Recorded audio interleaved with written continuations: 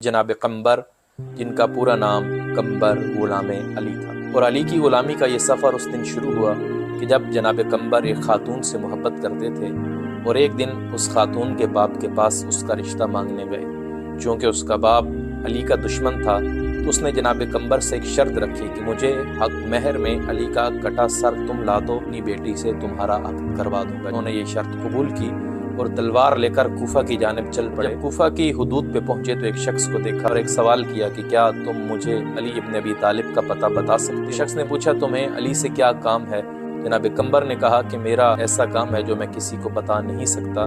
इस शख्स ने कहा कि अली का पता मेरे अलावा और कोई नहीं जानता, तुम मुझे बताओ अली से क्या काम है, मैं तुम्हें अली का पता बताता हूँ। जनाब कम्बर ने उस शख्स से वादा लिया कि तुम मेरा ये राज किसी को न बताना, मैं अली से मिलना इसलिए चाहता हूँ कि मैं एक खातून से मोहब्बत करता हूँ और उसके बाप ने अली का सर हक महर में मांगा है, तो मैं अली का सर काटने जा रहा हूँ, मुझे बताओ अली कहाँ मिले? इस शख्स ने कहा कि तुम बतौर मिसाल मुझे अली फ़र्ज़ कर लो, अली की कदो कामत मेरी जैसी है, एक लम्हे मुझसे लड़ दो, अगर मुझसे जीत गए तो अली से जीत जाओगे। जनाब कम्बर ने इस शख्स पे वार किया, इस शख्स ने ये वार रोका, जनाब कम्बर की ज़रा पे हाथ रखा और पलट कर वार किया। जनाब कम्बर ज़मीन पे गिरे। जनाब कम्बर ने जब इस अंदाज से हमला देखा ने पुकार के कहा कि जिस तरह मैंने अली की शुजाअत के किस्से सुने हैं, कहीं आप ही अली इब्न अबी तालिब तो नहीं है? हाँ, मैं अली इब्न अबी तालिब हूँ। तो जनाब कम्बर ने सोचा कि अब ये शख्स मेरा सर काटेगा। मौला अली ने उसका सर नहीं काटा और इसके बरअक्स से काम किया और कहा कि कम्बर, मैं तुम्हें अपना सर काटने की इजाज़त दूंगा इस बदले कि तुम कलेमाए तौहीद पढ़ लो। जनाब कम्बर ने मौला अली का ये ईमान देखा, उधर ही परवरदिगार की तौहीद का इकरार किया और फिर मौला अली ने दुआ की, परवरदिगार कलेमा पढ़वाना मेरा काम था, कम्बर के दिल को नरम करना तुम्हारा काम। और फिर जनाब कम्बर का दिल यूँ नरम हुआ कि मौला अली के ख़ास असहाब में से जनाब कम्बर का शुमार होने लगा। पूरी ज़िंदगी कम्बर ने मौला अली से वफ़ा की और शहादत अमीरुल मोमिनीन के बाद इमाम हसन की खिदमत में अपनी ज़िंदगी गुजारी। हज्जाज इब्न यूसुफ ने जनाब कम्बर को एक दिन अपने दरबार में बुलवाया और कहा कि तुम मुझे बताओ तुम अली के पास क्या काम करते थे?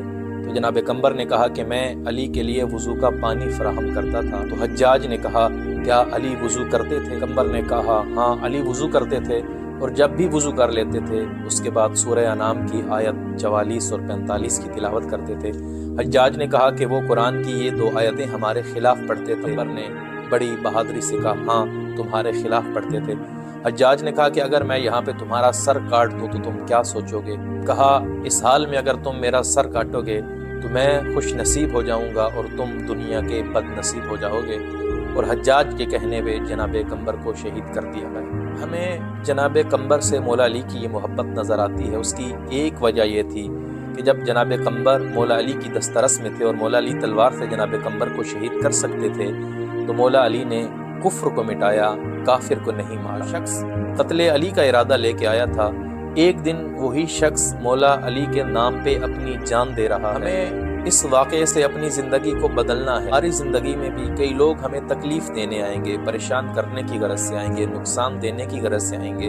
हमें उस शख्स को तकलीफ़ नहीं देनी, बदले में उसे नुकसान नहीं पहुंचाना, बल्कि उसकी सोच को बदलना है। जैसे अली ने जनाब कम्बर की सोच को बदला और वही शख्स जो कातिल बन के आया था वही अली की मोहब्बत में शहीद हुआ।